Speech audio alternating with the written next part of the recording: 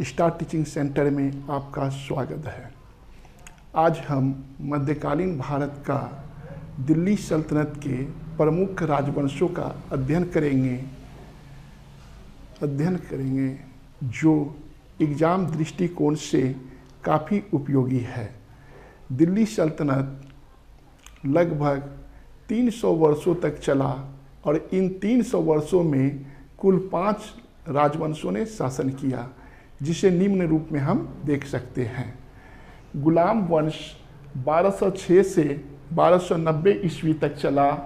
खिलजी वंश 1290 से 1320 ईस्वी तक। तुगलक वंश 1320 से 1414 ईस्वी तक चला। सैयद वंश 14 से 51 ईस्वी तक चला। लोदी वंश 1451 से 1526 तक चला।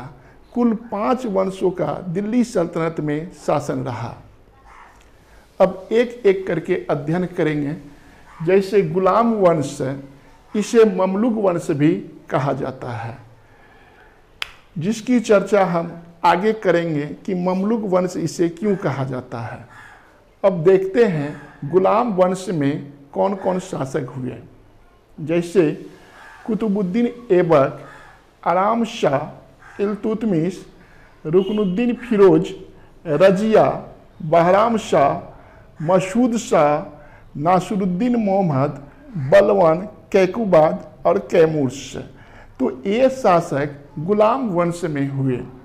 तो गुलाम वंश का पहला शासक कुतुबुद्दीन ऐबक है। चूँकि 1206 ईस्वी में गौरी की मृत्यु हुई और भारत में जो भी क्षेत्र गौरी जीते थे उसका शासन कुतुबुद्दीन ऐबक ने किया। और कुतुबुद्दीन ऐबक शासन करना प्रारंभ किया। कुतुबुद्दीन ऐबक भारत में गुलाम वंश की स्थापना कर दिल्ली को केंद्र बनाकर शासन करना प्रारंभ किया और अपनी राजधानी लाहौर को बनाया। इसके बाद अगला शासक आराम शाह आता है, जो कुतुबुद्दीन ऐबक का पुत्र है, लेकिन इसका कार्यकाल थोड़े सा अवधि के लिए होता है। इसके बाद अगला शासक इल्तुतमिश है, जो परीक्षा दृष्टिकोण से काफ़ी इम्पोर्टेंट है। यहाँ से अधिकांश मात्रा में क्वेश्चन पूछे जाते हैं। इल्तुतमिश कुतुबुद्दीन ऐबक का दामाद है। दिल्ली सल्तनत को इल्तुतमिश में ही सर्वप्रथम संवैधानिक बनाया। इसके बाद अगला शासक रुकनुद्दीन फिरोज है। अगला शासक रजिया बेगम आती है। भारतीय इतिहास में रजिया बेगम वह प्रथम सुल्तान है जो महिला होने का गौरव प्राप्त करती है। अगला शासक बहराम शाह, इसी क्रम में मसूद शाह आते हैं। फिर अगला शासक नासिरुद्दीन मोहम्मद और इसके बाद में शासक बलवन आते हैं। बलवन एग्जाम दृष्टिकोण से इम्पोर्टेंट शासक है।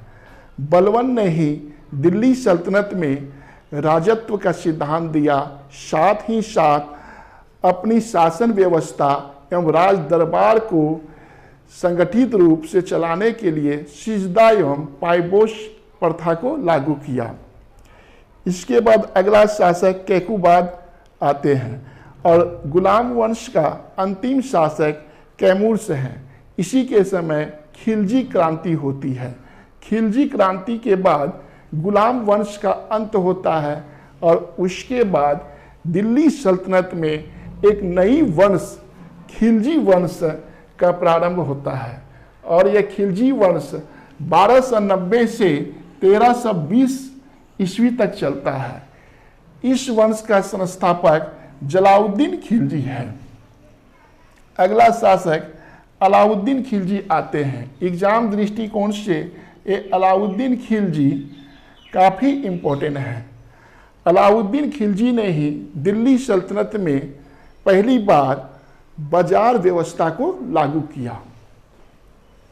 अगला शासक कुतुबुद्दीन मुबारक खिलजी है। कहा जाता है कि कुतुबुद्दीन मुबारक खिलजी कभी कभी अपने दरबार में बिना वस्त्र को धारण किए हुए नग्न अवस्था में आ जाते थे।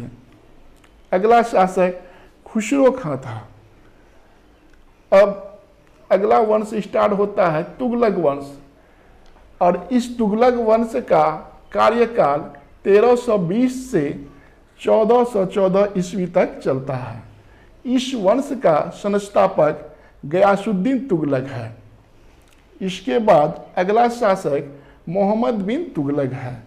दिल्ली सल्तनत का सबसे विद्वान शासक मोहम्मद बिन तुगलक है, परंतु इसे कई इतिहासकार कई नाम से पुकारते हैं।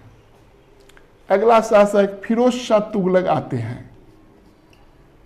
सर्वप्रथम ब्राह्मणों पर जजिया कर फिरोज शाह तुगलक ने ही लगाया। तुगलक वंश का अंतिम शासक नासिरुद्दीन तुगलक है, नासिरुद्दीन मोहम्मद तुगलक है। इसके बाद दिल्ली सल्तनत में सैयद वंश का शासन प्रारंभ होता है। सैयद वंश की स्थापना खिज्र खां ने किया। अगला शासक मुबारक शाह और इसका अगला शासक अलाउद्दीन आलम शाह आते हैं। इसके बाद दिल्ली सल्तनत में लोदी वंश का आगमन होता है। मूलतः लोदी अफगानी थे। इसका कार्यकाल 1451 से लेके 1526 ईस्वी तक चलता है। लोदी वंश का संस्थापक बहलोल लोदी है। इसके बाद अगला शासक सिकंदर लोदी बनते हैं और अंतिम शासक इब्राहिम लोदी बनते हैं। इब्राहिम लोदी के ही समय 21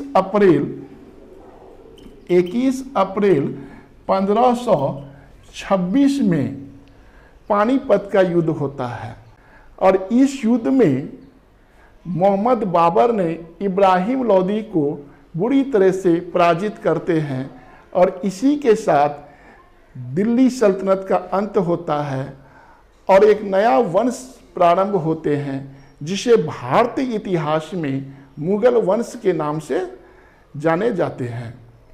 अब एग्जाम दृष्टिकोण से कुछ क्वेश्चंस को हम देखेंगे कि एग्जाम में किस किस प्रकार से राजवंश से क्वेश्चन पूछ सकते हैं। क्वेश्चन डायरेक्ट शासक से उसका वंश संबंधित कर सकते हैं। जैसे अगर पूछा जाए क्वेश्चन कि रजिया सुल्तान किस वंश से संबंधित थे, तो इसका डायरेक्ट आंसर होगा गुलाम वंश से संबंधित होगा। अगला क्वेश्चन आपको मिलान से कर सकता है। जैसे एक तरफ शासक का लिस्ट होगा और दूसरा तरफ वंश का लिस्ट होगा। जैसे कुतुबुद्दीन ऐबक, आराम शाह, इल्तुतमिश और रुकनुद्दीन फिरोज, इनका एक वर्ग होगा, और इसी का दूसरे तरफ इससे संबंधित ईस्वी को डाला जाएगा या इससे संबंधित वंश को डाला जाएगा। यह भी क्वेश्चन बन सकता है। और अगला प्रकार जो क्वेश्चन का आता है वह क्वेश्चन है क्रम संबंधित। जैसे क्वेश्चन आपसे पूछेगा कौन सा क्रम बिल्कुल रूप से सत्य है, कुतुबुद्दीन ऐबक, आराम शाह, इल्तुतमिश, ये हो सकता है। और दूसरा पूछ सकता है कुतुबुद्दीन ऐबक, रजिया, इल्तुतमिश। तो इससे जो है क्रम से क्वेश्चन बनते हैं। इसको आगे हम और डिस्कशन करेंगे। तो दिल्ली सल्तनत में मूल रूप से 5 वंशों का शासन को देखें। अब अगला वीडियो में हम देखेंगे कि प्रत्येक वंश का प्रत्येक शासक के बारे में हम चर्चा करेंगे।